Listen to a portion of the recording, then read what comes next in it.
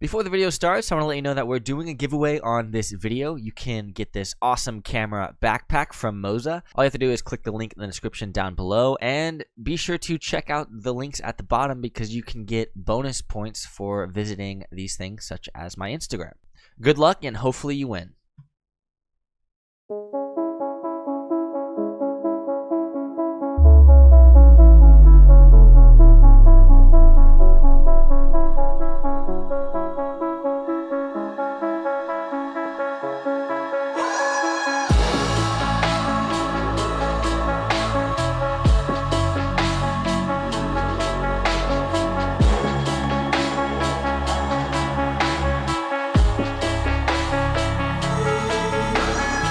Hey guys, and welcome to a new video. My name's Ashli Holland, and today we're checking out the Moza Air 2.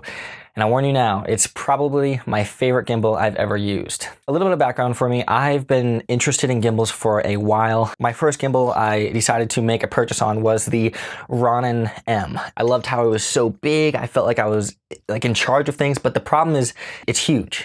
That's the one thing that everyone doesn't like. So then companies got smart and decided to go to a single handle model. I started using the G-Win Crane 2. I used that for the past 6 months. My buddy has a Ronin S, and I used that for a while. And as soon as I saw this, I was like, it's literally an identical of the Ronin S. They sent me this one out for a review. I'm actually blown away. Overall, I'm very impressed with Moza and their ability to make something this high quality. So we're gonna go into a couple pros and cons of why I like using this gimbal. I think the first step is to find what you would use a gimbal for. And for me, I do a lot of traveling, and I decided that I would want a gimbal that I can take with me everywhere. So I put this gimbal to the test, and I brought it to Hawaii as well as New York. The one thing that I really enjoyed about it was that I could condense it down to a small form factor. I can take off this bottom tripod mount, and this is kind of the smallest you can get it. So this is what your travel size for the Moza Air 2 looks like. However, I wish you could detach this so you can get it even smaller. One of the features that I really liked about the Moza was that they included this little lock button right here. So all this lock button does is locks the back motor so that it doesn't spin and stuff. Now you can also lock it sideways so that when you're balancing, it doesn't do anything, so you can balance the rest. But I found that locking it in this mode when I'm traveling works the best, so that it doesn't move at all. This is so lightweight. Now another thing that I wanted to look for in a gimbal is how fast I can get it set up. And that's a huge thing when you are on the field and you're working, because you want to be working as fast as possible. Once you're on set, all you have to do is pull this thing out, set your little tripod up if you want, and then start my balancing. So all you need is your camera, and since I'm using the GH5 to record this right here, I'm gonna pull up some nostalgia from the past. This gimbal can support up to 9 pounds. That's crazy. That's a lot of weight on here. And the one thing that I really like about the Moza is that the motors are really strong. So even if you don't get that perfect balance, it's gonna work. And this brings me to the first and one of my favorite features about the Moza Air 2. That's the quick release plate. Typically with a gimbal, you'll get a proprietary release plate, and Moza decided to go with a Manfrotto plate. And that's so exciting if you invest a lot of your money into Manfrotto plates. But I'll show you the cool thing. It's not just one, there's actually 2 plates. So the first one is your actual plate itself, which is the Manfrotto plate right here. And I'll go into what this thing is a little bit later, but this is a Manfrotto plate, and you can put this onto the bottom of your camera. Now that you have your plate on, you also see that we have another plate. And what is this plate? Well, this plate is your easy on and off access, because Moza was thinking about a way for if you're running gun and you're shooting all over the place, what's the fastest way to get set up and going? So they've actually included another quick release plate, which all you have to do is slide on, and then your camera is balanced once you balance it. Typically how I balance is I start with this first axis right here at the top, and I'll just hold it up here, unscrew the motor a little bit, and slide this down, and then until you get this level where you like it, tighten that guy up, and then I'll do this back one. So as you see, this back one, we're starting to lean to the left, so I'm gonna unloosen this real quick and slide it to the right. That looks balanced just like that. And the cool thing is you don't have to have a perfect balance. Once that is complete, I'm gonna tilt my gimbal down and then look at this level right here. I see that it's falling to the right.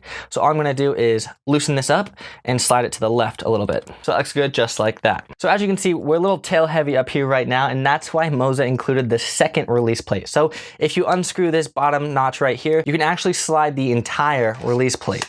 So I'm gonna slide this forward a little bit till I get it balanced. That looks good like that. And then I'm gonna tighten this up. So you can turn your gimbal on and it is completely balanced and you can start to shoot and get your stationary shot. I currently have it in POV mode, so it's following me wherever I go, but this is why I love this setup. So typically when I am shooting on a gimbal, I would set it up and I would be stuck on that thing for as long as I want to, and then switching over to handheld would take a long time, or I would just bring another camera. Now, Moza thought about this, so whenever you're done shooting, you can put your camera down, and that's why they have this quick release right here. All you have to do is slide this lever to the unlock position and you can slide your camera right off the gimbal and go handheld for a little bit.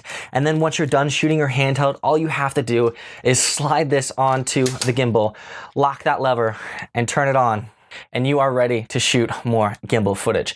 That is probably my favorite feature about the Moza Air 2, and honestly, every gimbal should take note because this is next level. Getting into the actual gimbal itself, I found that the build and holding it was really nice. I really like this bottom tripod so that I can, when I'm going to shoot, I can quickly put it down, and it gives me like a little extra handle to hold, but I wouldn't recommend holding it just by that because it kind of feels like it would break off right here.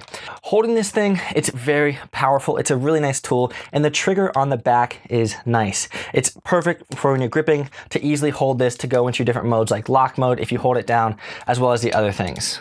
So if you're run and gun and your battery dies, sometimes you'd have to take down your whole gimbal, disassemble it all, and then plop on a new battery. But Moza thought about this as well, and you can remove all of these and replace them with a new fresh set of fully charged batteries if you need to. However, I didn't find myself changing the batteries too often because the battery life on this thing is 16 hours. If you shoot for 16 hours like this, you must have forearms of a god. So if you like decking out your gimbal, there's a 1/4" thread at the back of your gimbal as well as the bottom. There's a 1/4" as well. So now flipping around to the front of the gimbal, you can see that we have this beautiful LCD screen. And if you know me, when I am shooting, I hate using an app, or I hate using something that I have to connect to my phone just to control a little parameter. But actually, if you don't like apps or things on your phones at all, you can do everything you need to on this gimbal internally. So I think the most unique feature about this gimbal is it shows you your tilt, roll, and pan axis. Next to them, there is an L or an F, which stands for lock or follow. You can control these parameters from your joystick. So if I hit the joystick once, it'll change my pan from follow to lock. Hitting it once again will switch back. And then if you hit it twice, you can change your roll from follow to lock. And if you hit it 3 times, you can change your tilt from lock to follow. So I found that feature really awesome if you want to get a custom look or change your modes based on what you want. So if they're all in F, this is kind of like a POV mode where your gimbal will basically follow wherever you are going. Another feature that I really like is the actual joystick. So if you move your joystick around, you can get your custom shot. You can move this around however you want and go through all of your stuff. If you're like doing a track shot forward and you want this smooth gimbal shot up, then you can just use your joystick so that you don't have to ruin the shot. And sometimes I'll put the joystick up and then just start rolling my axis to get a nice little inception shot, which brings me to my next mode. If your gimbal is all crazy and you're just like, what am I looking at? You can double press this back button, and as soon as you double press it, it returns everything to front and center. Also, if you triple press it, it'll go into selfie mode and you can start vlogging to your camera. A cool thing that you can also do is when you're here, you can adjust the joystick a little bit to get the shot however you want, if you want like a little wider shot as well. I'll typically just double press it